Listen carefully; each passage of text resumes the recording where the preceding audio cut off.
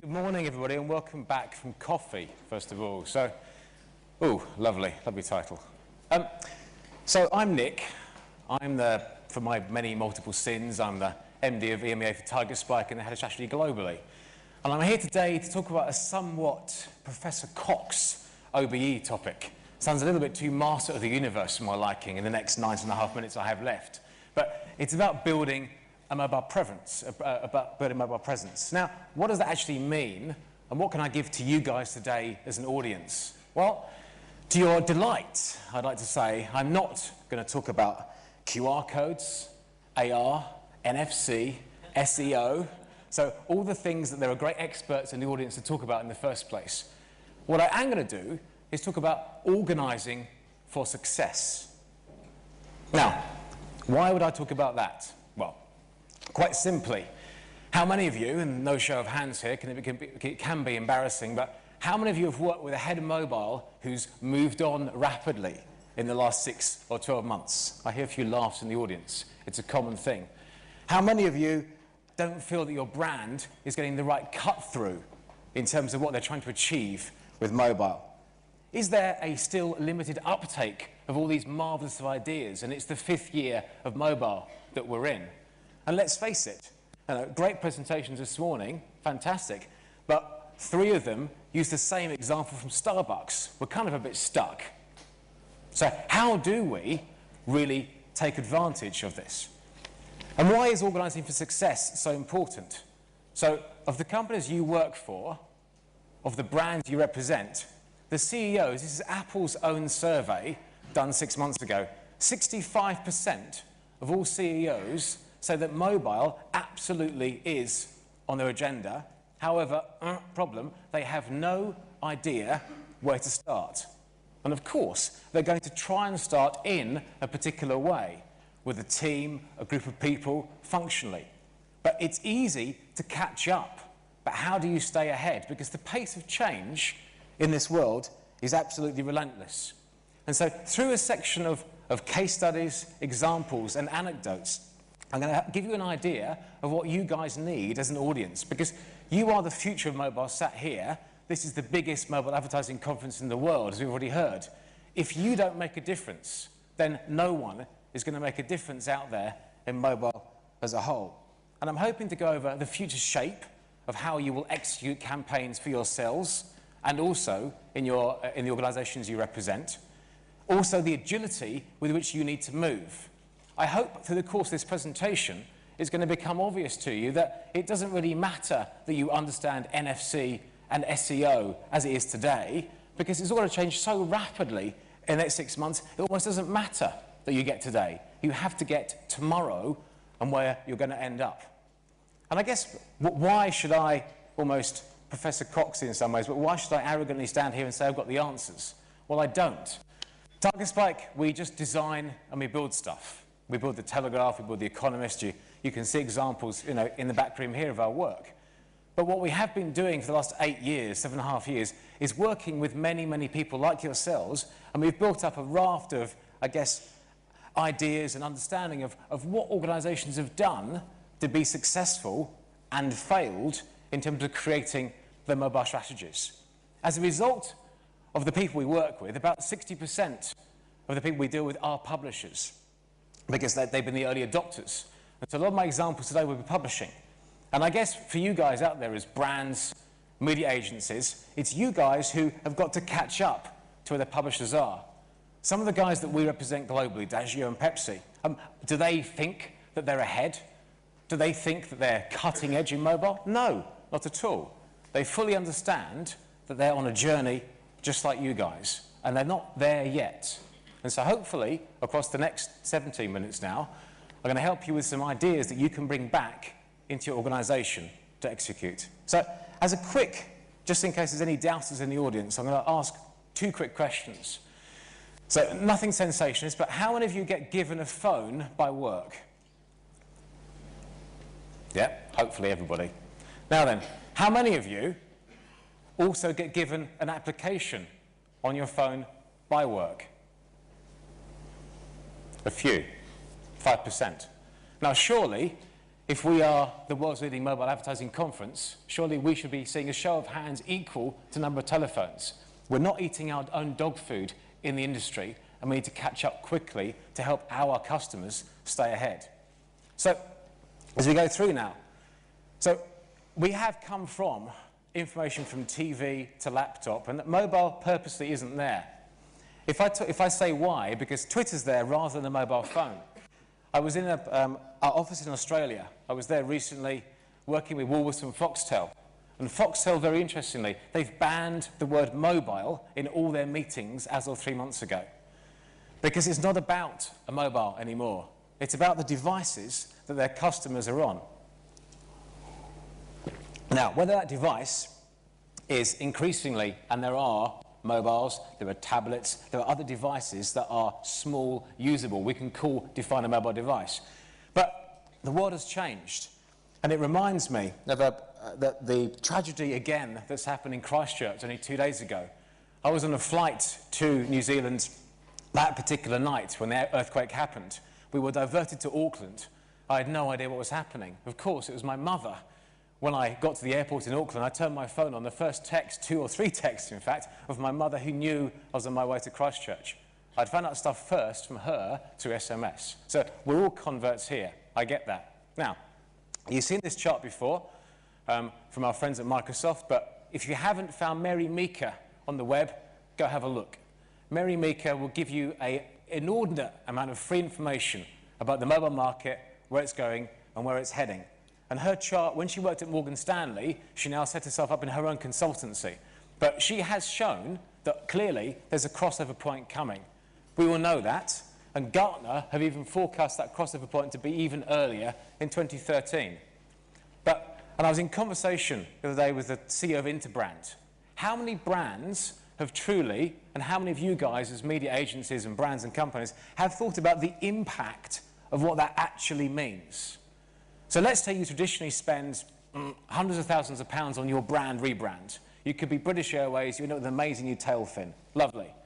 But suddenly, 60%, 70% of customers are going to come to you first on a mobile phone. What does that mean for your brand or your customer? What does that mean for you as an individual or as a person? How are you going to get across your brand values? How are you going to get across the impact? Because you've been dealing in big scale for so many years, how will you suddenly get that cut through that you require from a small screen when 70% of all people are going to be coming to you first on that device? How are you going to line yourselves up internally? What's the talent you need, the structure and the organisation you need inside your companies to advise your customers to enable you to do that? Now, next one, we know it's big. Yeah, fair enough. It's not only big in mobile, it's also big in tablets. There's going to be 300 million tablets in a couple of years' time. But that's all going to change.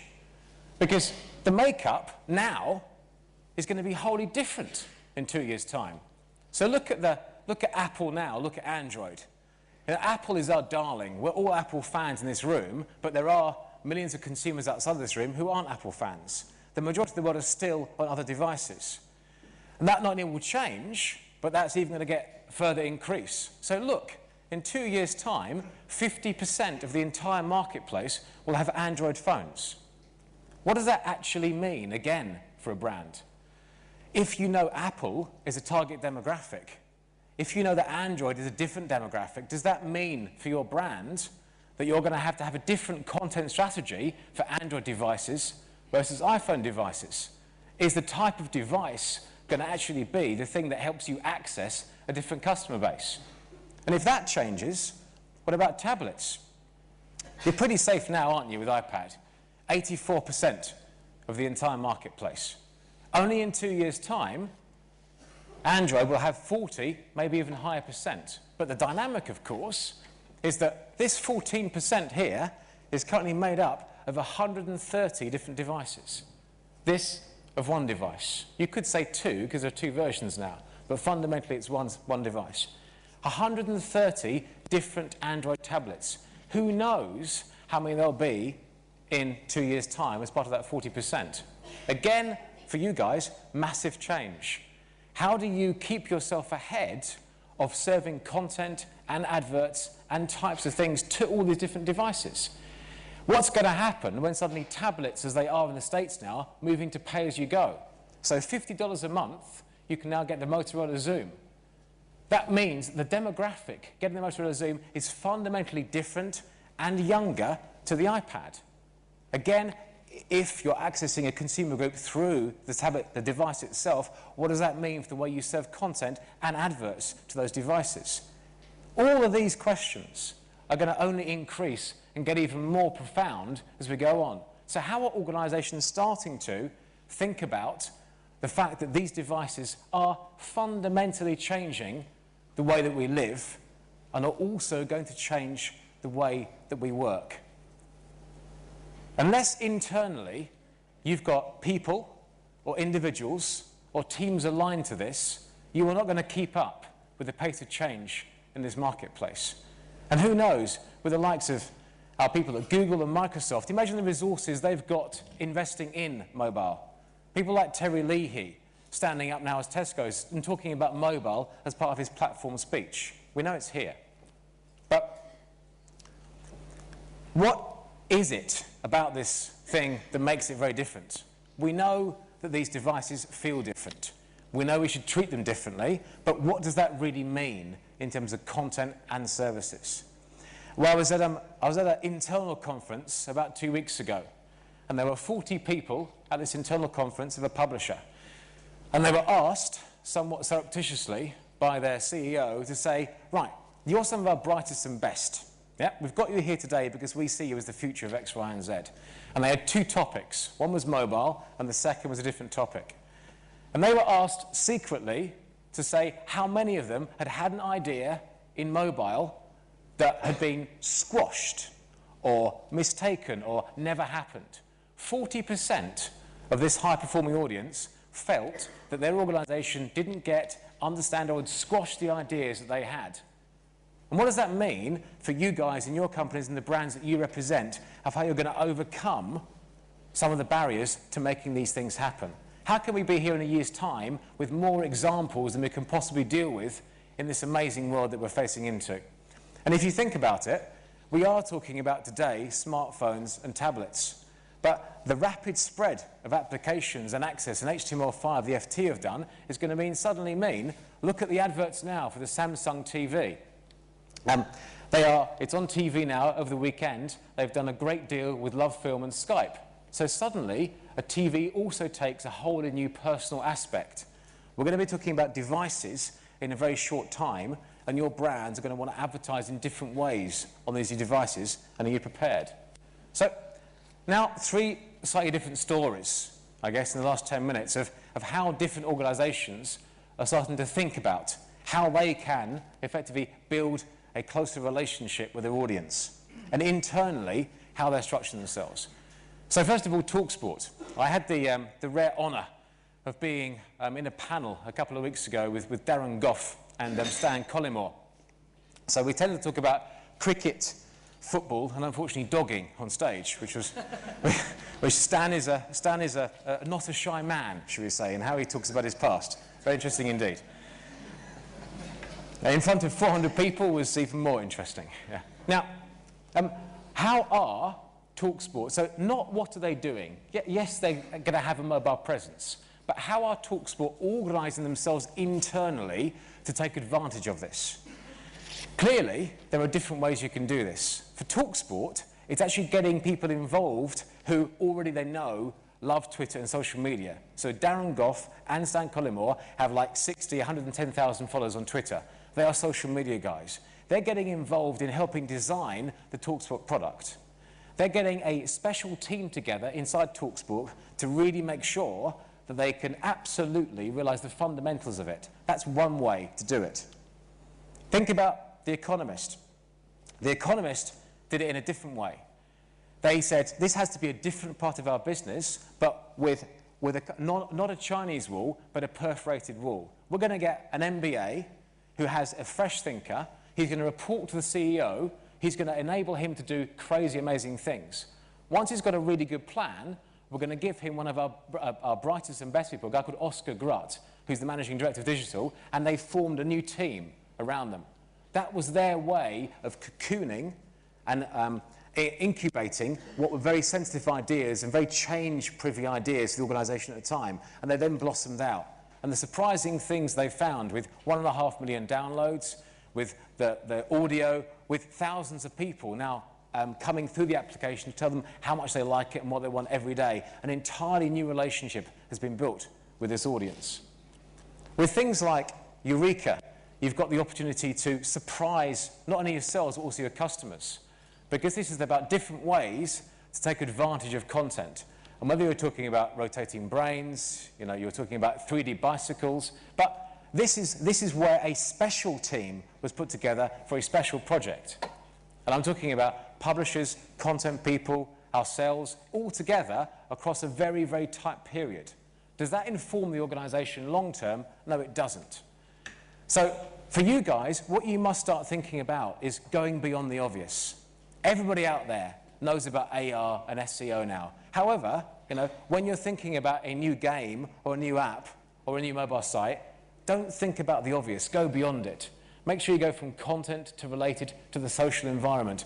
And what's beyond that? Is it really all about numbers? Is it about the stickiness of the relationships that you have with your customers? All of us for many years have been focusing on very tight audiences. Suddenly with digital gone, aha, suddenly the world needs to know about us. Is that the case, or should you also be trying to define your audience very tightly and form a very, very sticky relationship with them? And so, if you haven't read Brand Glue by Paul Harner, I recommend you do. It's an old take on a new subject. It's about the obsession with numbers versus the obsession with stickiness. And today, I think now, with the number of apps we've got out there, and mobile as a whole, it's becoming about stickiness and CRM. And what is sticky, really? Sticky, and this is a quick cheat in the last 2 slides here, but if you want to think about anything from a perspective of a team, internally or externally, there are so many ways to do it. The Telegraph that you'll see out there, Ed Rousseau's on a panel later, they did it the wrong way, they did it the right way. The wrong way was to set up a completely unique and different business in Houston Partners. And that became too different to the main business. What they've now done brilliantly is wrap some of their best people, including Ed, back into a business unit inside the Telegraph to create the future. And then suddenly they're working together as a cohesive team. And when you are thinking about these things, if you can manage in mobile and with devices to combine content with fun and utility, you'll have the right success. Because all your brands own content. You can have apps individually that are fun, like Angry Birds, but you can have utility. It's by having all three together that becomes something like Telegraph 2.0 you can see later today.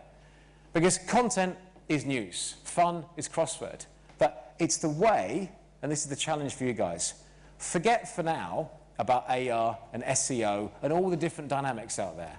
Think more structurally about how your media agency, your brand, your company is organising itself for success.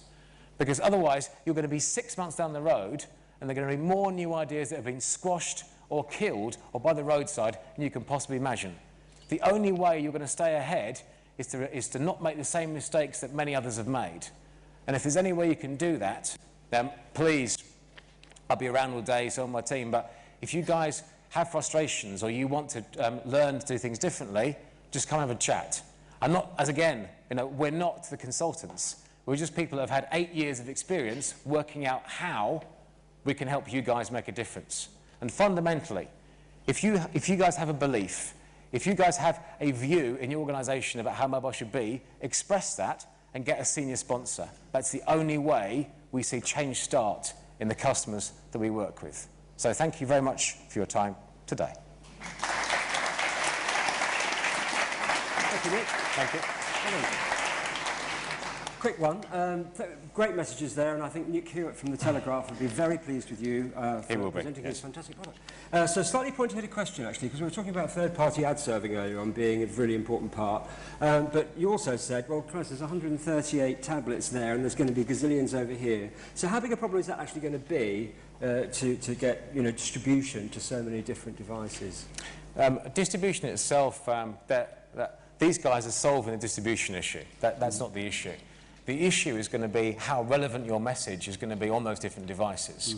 And whether from a strategic perspective it's right to have the same message across them all, or begin to segment your message by what is going to be different demographics by device. That's going to be the complexity rather than delivery. Okay, and then you get to real one-to-one marketing ultimately, yes. Okay, many thanks, Nic. Brilliant. Thank you.